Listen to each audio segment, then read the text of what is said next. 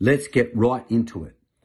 The mark of the beast, worldwide mandates, and Babylon. How are these three things connected? Let's launch right off. We all have heard about the mark of the beast. We all know something about the mark of the beast.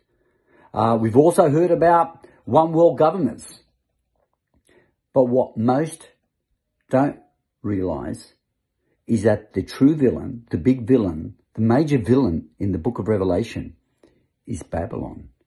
And we don't hear much about who this Babylon is and what its role is in the final crisis. So today, let's have a look at the relationship between Babylon,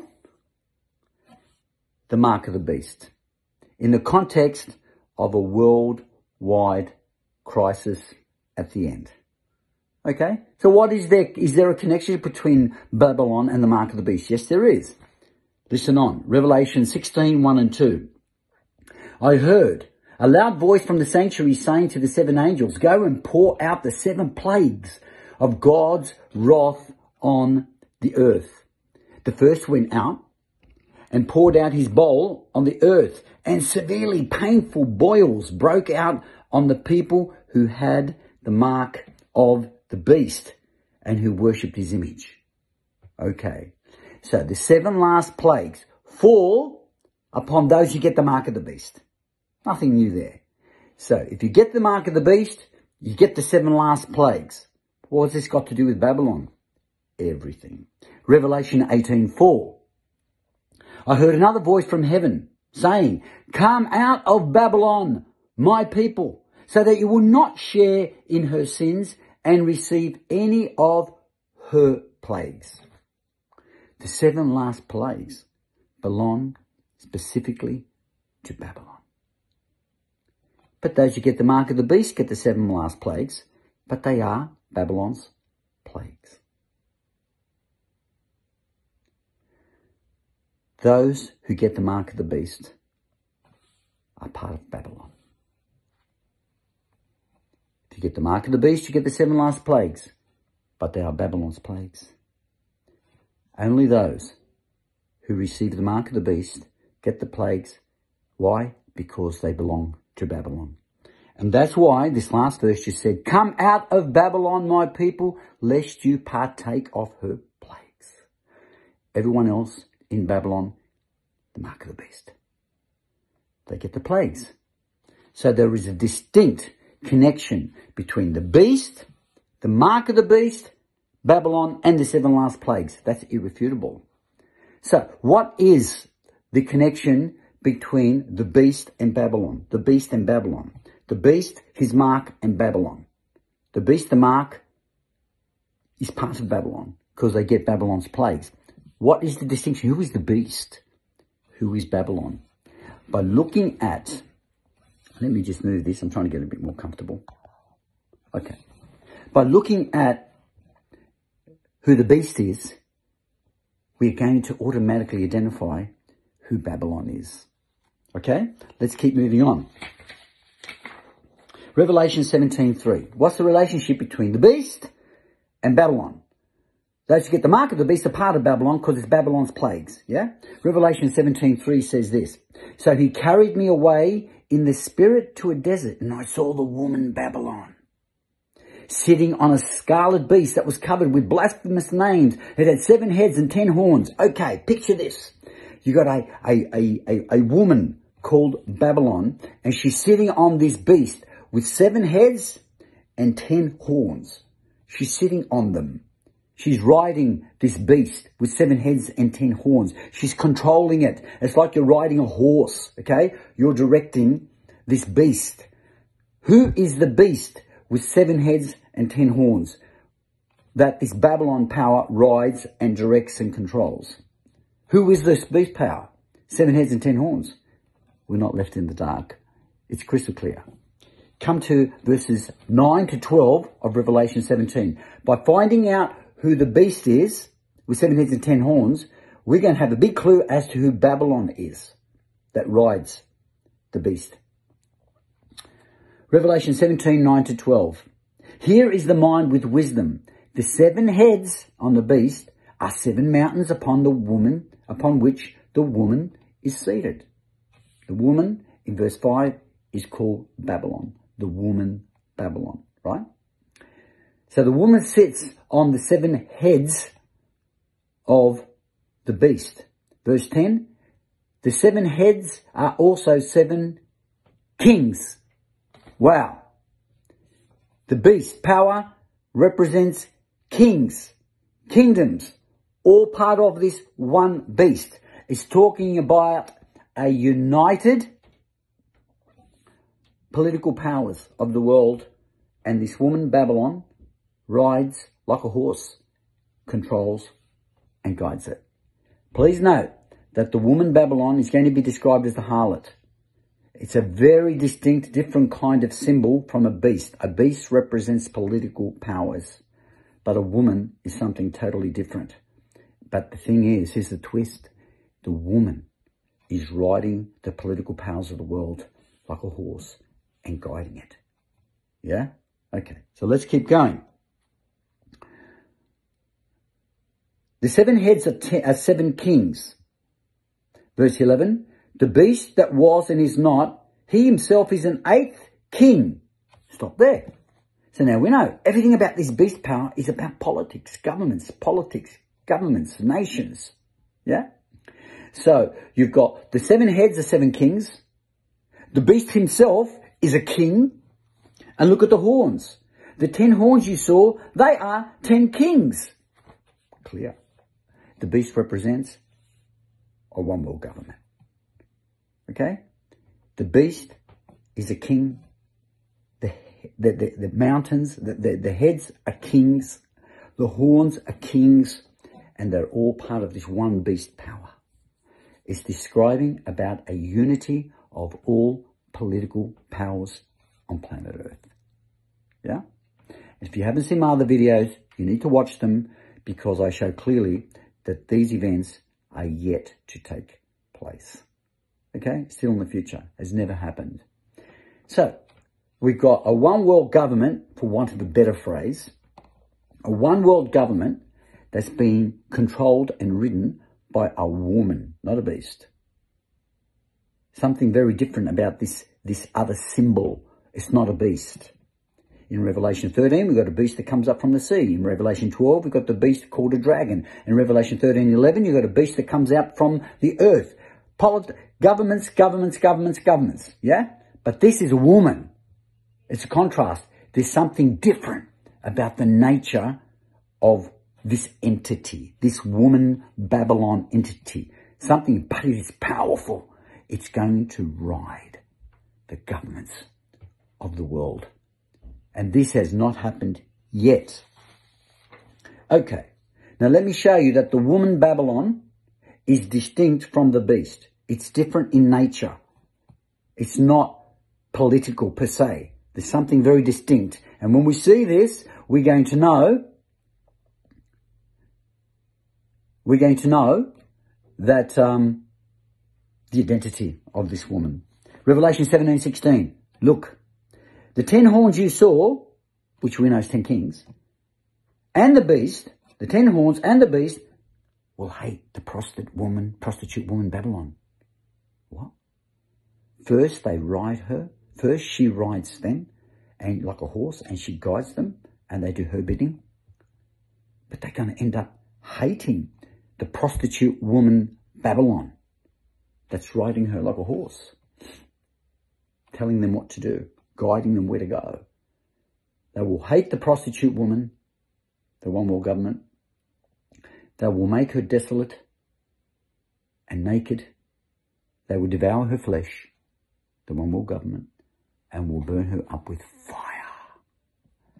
Now this tells us something very important here. The woman is distinct from the political powers she rides. Yeah? She rides them at first, then they turn against her. They are 2 distinct groups, 2 distinct identities by nature. The others are beasts, they're politics, but the woman is not primarily politics.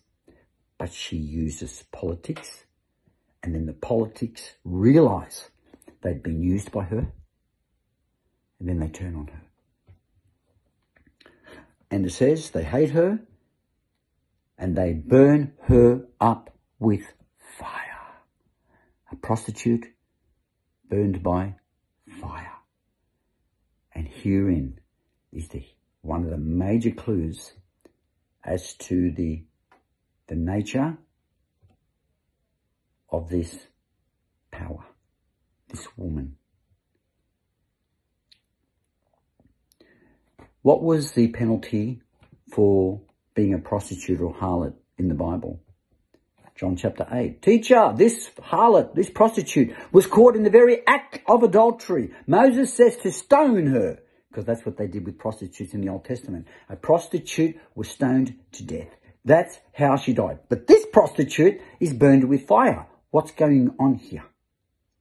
There was one exception to the rule. One class of prostitute was burned with fire, and only one. You ready for a shock? It's a woman, Babylon, prostitute, burned with fire. She's riding over the one world government of the world, and then they turn on her. Yeah? And they burn her with fire. A woman, prostitute, burned with fire. The only time a prostitute was burned with fire is if she had a particular identity. This wasn't the regular run-of-the-mill prostitute. It was a prostitute with a special identity. Are you ready? I'm going to say it. Leviticus 21:9. Also, the daughter of any priest. Priest. If she profanes herself by prostitution, she profanes her father, she shall be burned with fire. Oh my goodness. The woman, Babylon, is a religious entity. The only time a prostitute woman was burned with fire is if she was the daughter of a priest. It's a religious entity. The woman is a religious entity, and she will ride the political powers. You will have this unholy union of religion, bad religion, global religion, that is able to control and direct all the governments of the world. This is a mega religion worldwide. What's a priest? The daughter of a priest. What was the role of a priest? They represent God to the people. Here we have a religious entity, daughter of a priest, that represents God to the people, but she's a harlot. And they burn her with fire. And this woman commits abominations in the eyes of God. It's clear. And I've got 30 other proofs in the next 3 videos that I'm going to share with you, that basically everything that the book of Revelation says about this woman proves it's someone claiming to be a representative of God. You'll have to wait. Okay. So this religious entity, which is obviously global, claiming to be a representative of God. Look, you know that the church is called the bride of Christ. Yeah? Woman. Bride of Christ. The woman image is a strong image in the Bible, basically exclusively to describe God's people. And I said it. It's gone bad. What has this worldwide religion representing God done so bad that it gets God's attention? She rides on the one world government because she's got no political power. So she needs the government to carry out her wishes. What does she do? Revelation 17:3-6. This is why Babylon is focused on. She rides the beast. There's a union between false church and worldwide government. false worldwide church or religion, because it goes beyond false Christianity. It includes it, but it goes beyond it. And we'll get into that in further videos. But what did she do with the political power that she was riding that got God's attention? 17:3-6. Then the angel carried me away in the spirit into the wilderness. I saw a woman sitting on the beast that was covered with blasphemous names, with 7 heads and 10 horns, one world government. The woman was dressed in purple and scarlet and was glittering with gold, precious stones and pearls. And we'll get into that on one of the next videos. She held a golden cup in her hand filled with abominable things and the filth of her adulteries. And the name written on her head was a mystery, Babylon the Great, the mother of prostitutes and abominations of the earth. And then I saw the woman who was riding the one world government. And I saw the woman riding the one world government was drunk with the blood of God's holy people, the blood of those who bore testimony to Jesus. And when I saw her, I was greatly astonished. John was sickened to his stomach. Here is a power, an entity that's claiming to be a representative of God to the people. It unites with government for one purpose: kill those who follow Jesus. And this is why Babylon is mentioned in the book of Revelation. The big villain, the biggest villain, is not the beast and his mark of the beast. The biggest villain is Babylon, who uses the beast to martyr and kill the followers of Jesus in an end-time setting. Now, you need to go back to my previous videos on this series, so I go all into that, and I prove it there.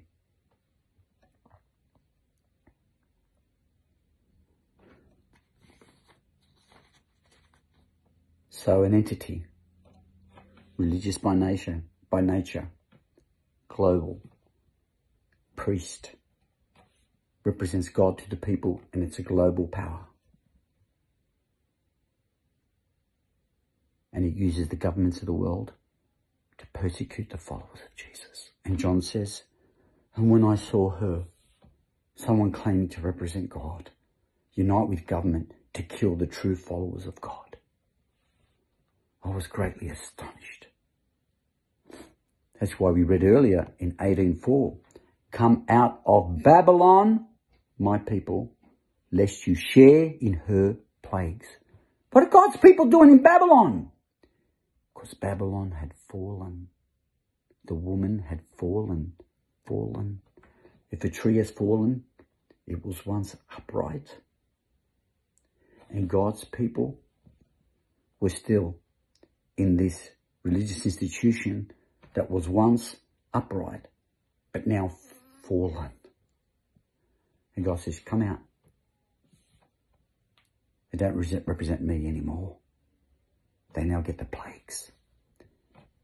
Worldwide religion claiming to represent God is going to ride all the world empires and then persecute and kill the followers of Jesus in an end-time setting. John was sickened to his stomach. So are we living in this point in history yet? All the worldwide mandates concerning pharmaceuticals? Not yet. Because this is happening through the beast with 7 heads and 10 horns. The worldly powers, the governments, are imposing mandates on the world. But the villain in the book of Revelation is not them. It's Babylon. Worldwide religion claiming to represent God, killing God's people using the political power of the worldwide government. So we're not there yet. The woman religion has been castrated. It's mute. They've all gone quiet. But one day maybe, I'm speculating now, the governments may fail. Well, the people don't trust us. They don't trust the scientists. They don't trust the doctors. We will turn to the religious leaders of all faiths. and they can help us. Mandate. And in response, kill the followers of Jesus.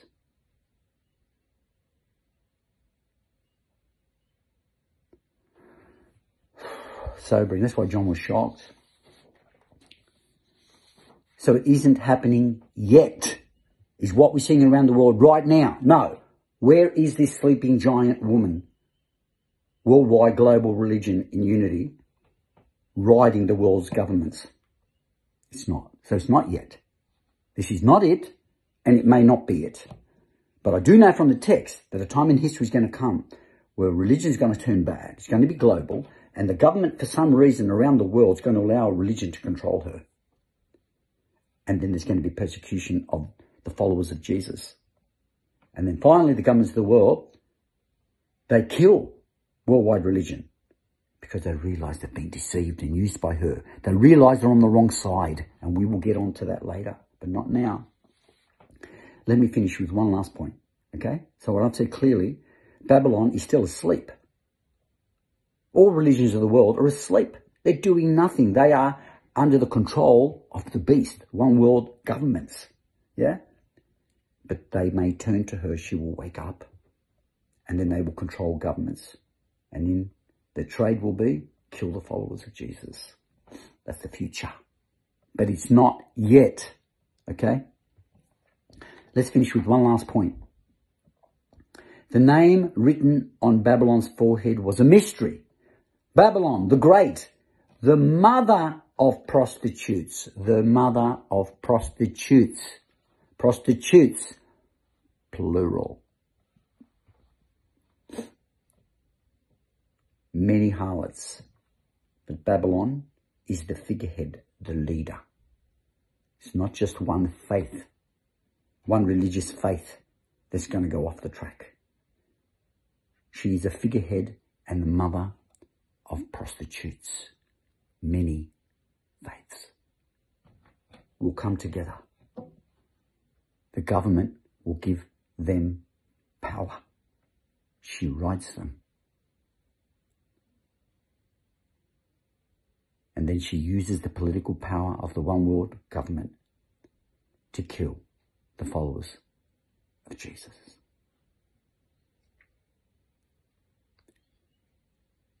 Get ready for more. I will now unpack this in detail and show you all the stuff about Babylon in the book of Revelation, and it will become really clear that what I've just said today has got a pretty good biblical basis. God bless you.